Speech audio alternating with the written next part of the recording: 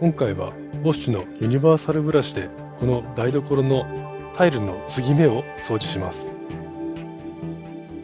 ご覧の通り、ところどころ黒ずんでいます。おそらく油汚れだと思います。ロボット掃除機で散々水拭きをしたのですけれども、全くきれいになりませんでした。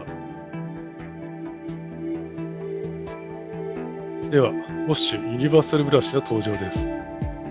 まずは水だけで掃除してみましょう。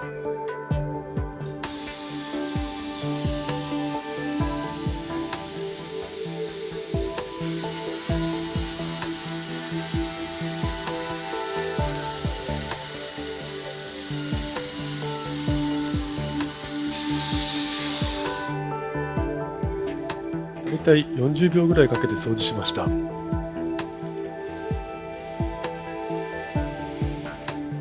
なんか水だけでもずいぶんきれいになったような気がします。次に油汚れ用の洗剤で掃除します。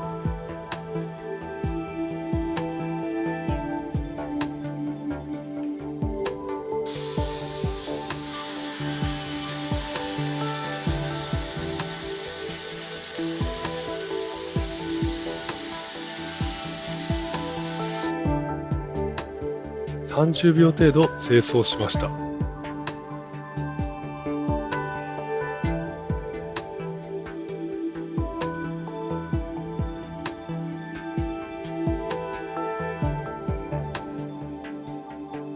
なんかより一層きれいになったような気がしますね。左右のまだ清掃してないところと比較すると結構きれいになっているのがわかると思います。それでは汚れ具合を比較してみましょう。これは清掃前です。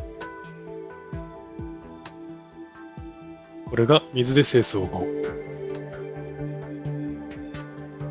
そしてこれが洗剤で清掃した後です。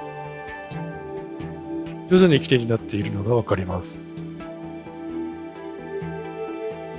手でこすってもこのぐらいは取れるんですけど、タイルの目地の掃除なんかはこれを使うと楽でいいですね。1部屋分とかになってくると手でやると気がめいってきます。ロボット掃除機で水拭きをしても目地までは掃除してくれませんし、ありですね。